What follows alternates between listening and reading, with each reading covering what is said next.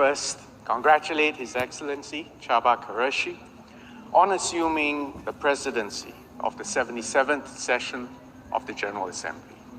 I also commend my good friend, His Excellency Abdullah Shahid, for his stalwart leadership of the 76th session during what was a most challenging year. This assembly is taking place in the shadow of multiple concurrent crises. Russia's invasion of Ukraine flagrantly violates international law and the UN Charter and undermines the rules-based order. We are also deeply concerned about the potential annexation of even more Ukrainian territory. The multilateral system, which has contributed so greatly to global peace and security, is now being severely tested. At the same time, superpower rivalry continues to sharpen. As we have seen in theaters from Europe to Asia this year, the risk of accidents, miscalculations, confrontation, and even outright conflict have escalated. The prospects for international cooperation have weakened considerably, and the temptation to resort to unilateralism has become even stronger.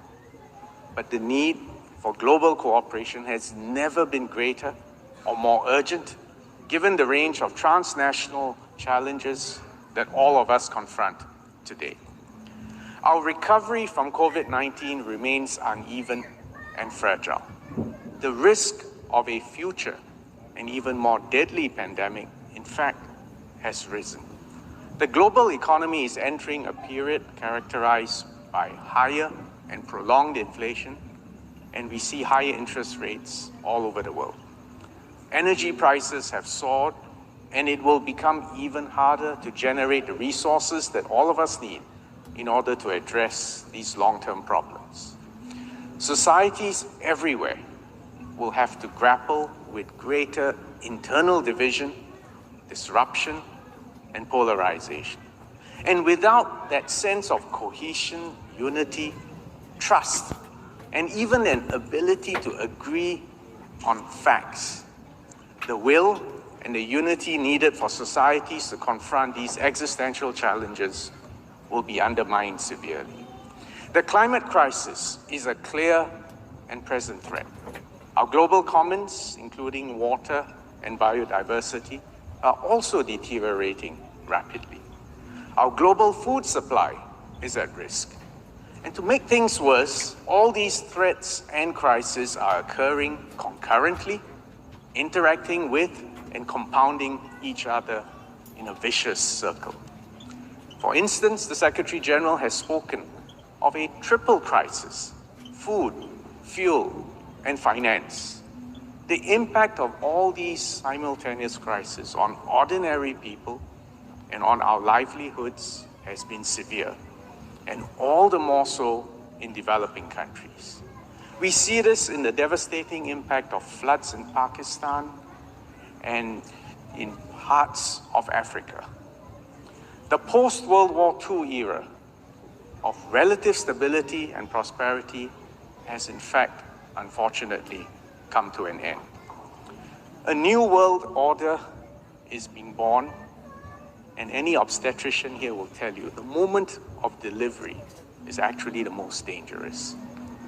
So, will we have a more divided, less prosperous, and less peaceful world? Or instead, can we strengthen multilateralism and the United Nations to deal with the challenges of the future, to uphold and to strengthen the rules-based international system, and to jointly harness the opportunities offered by new technologies, including digital technology, synthetic biology and customized healthcare, and of course, renewable energy. If we can do this, we can then create a new era of peace and prosperity for everyone. Singapore believes that the only way forward is to uphold the inclusive and rules-based multilateral system that has underwritten peace and progress for all of us since World War II. This is also why we have worked with a cross-regional group of countries to establish the Forum of Small States, FOSS for short, We did so in 1992. We started small with only 16 countries. This year, we celebrated the 30th anniversary of FOSS. We now have 108 countries, a majority at the UN. We are all proud members. FOSS has always been a champion of the UN and of rules-based multilateralism. It gives us a collective stake and a voice in the global commons, a means to safeguard our interests, and a system where we have sovereign equality and disputes can be settled peacefully in accordance with international law. Indeed, the profound importance of multilateralism and international law is precisely why Singapore condemned Russia's invasion of Ukraine. The security and even the existence of Singapore, and indeed many other countries, and especially small states, depends on the international community upholding the fundamental principles of sovereignty and territorial integrity. If we do not protect these principles, there is then no basis for countries, big and small, to cooperate on an equal footing. Small states especially must not allow the world to regress to one where might is right. While the rules-based multilateral system is not perfect, it is by far our best option in addressing transnational challenges and in managing the global commons. This was exemplified by the pivotal adoption of the UN Convention on the Law of the Sea, or UNCLOS for short, 40 years ago. It brought order and predictability to the governance of the oceans and provided a universal legal framework in which all states can work together.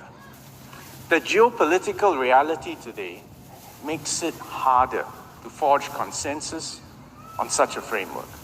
But as our experience with COVID-19 has shown, multilateral cooperation is the only way forward. Ultimately, we share one planet. And despite all our differences, our destinies are interwoven. And no one is safe until all of us are safe. This applies for pandemics. It also applies for climate change, the conservation of the oceans, and all our other shared challenges. Singapore will do our part. We are honored that Ambassador Rina Lee serves as the president of the BBNJ conference, which is currently negotiating a treaty under UNCLOS on the conservation and sustainable use of marine biological diversity of areas beyond national jurisdiction. We call on all delegations to expedite the conclusion of a robust and future-proof BBNJ treaty. There is so much more that we can do to re-energize and to transform the UN-based multilateral system to new realities and challenges. And I commend the leadership of the Secretary General in putting forth a bold and ambitious common agenda to do so. Let me focus on just 3 areas in our global commons where there is an urgent need to build resilience. First, climate change and food insecurity, global health and pandemic preparedness, and the digital transformation and cybersecurity. Climate change remains the most pressing challenge confronting humanity today, as we have seen from the more frequent occurrences of extreme weather events and the devastation that they have wrought world over. We need a sustained and ambitious global response, continued commitment by all countries to the Paris Agreement and the Glasgow Climate Pact. That's absolutely critical. We also need to step up cooperation in the transition to net zero. This, in fact, will be the biggest socio-economic transformation since the Industrial Revolution. Both will require considerable economic restructuring, technological breakthroughs, investments, and behavioral changes. The UN-led multilateral system will be key in pulling everyone together to row in the same direction and not leave anyone behind. Singapore is a small, low-lying, alternative energy disadvantaged island nation. Is especially vulnerable to climate change and to rising sea levels. Actually, Singapore's impact on global emissions is infinitely small, but we take our climate change actions, obligations very seriously. We've just raised our climate ambition to achieve net zero emissions by or around mid-century. A comprehensive strategy to green our economy is taking shape, and we will raise carbon taxes progressively from 2024. We will do our part to build a comprehensive green finance ecosystem and facilitate the regional journey to net zero. We are supporting industry efforts to build the infrastructure for a voluntary carbon credit market in Asia. We are also building capabilities in environmental risk management in the financial sector and providing grants to defray the cost of green and sustainability-linked loans and bonds. An adjacent issue is food insecurity. Climate change, pandemic, the war in Ukraine have all exacerbated the threat to our food security. According to a UN report, as many as 828 million people were affected by hunger last year. That's 46 million more than 2020 and 150 million more than 2019. We must reverse this negative trend. First, we need to ensure that food supply chains remain open and operate smoothly. Second, we must pursue innovation and leverage technology to adapt to new challenges. For example, working together to develop climate-resilient food systems whilst developing the necessary precautions for food safety. There is much scope for multilateral cooperation on capacity building and the development of global norms and standards. Next, it is essential to build a more robust global health architecture to protect our future generations. After COVID-19, there will be other pandemics and other major health emergencies. In my view, actually COVID-19 was perhaps a full dress rehearsal for a worse pandemic to come. We must be better prepared to predict, to prevent, to detect, assess, and respond to pandemics in a coordinated and effective fashion in future. We have a collective responsibility to rectify the long-standing underinvestment in pandemic preparedness, amongst other global public goods. Singapore has supported multilateral initiatives to strengthen the global health security system, and we will continue to support the COVAX facility, and we have contributed to the establishment of a financial intermediary fund for pandemic prevention, preparedness, and response hosted by the World Bank. Lastly, we must enhance international cooperation to harness the opportunities of the digital revolution. The digital transformation does not take place in a vacuum. It must be navigated in the context of intersecting issues, the geopolitical tensions, the technological bifurcation, cybersecurity threats, and the digital divide. The world has made significant progress by developing based on a single shared technology stack.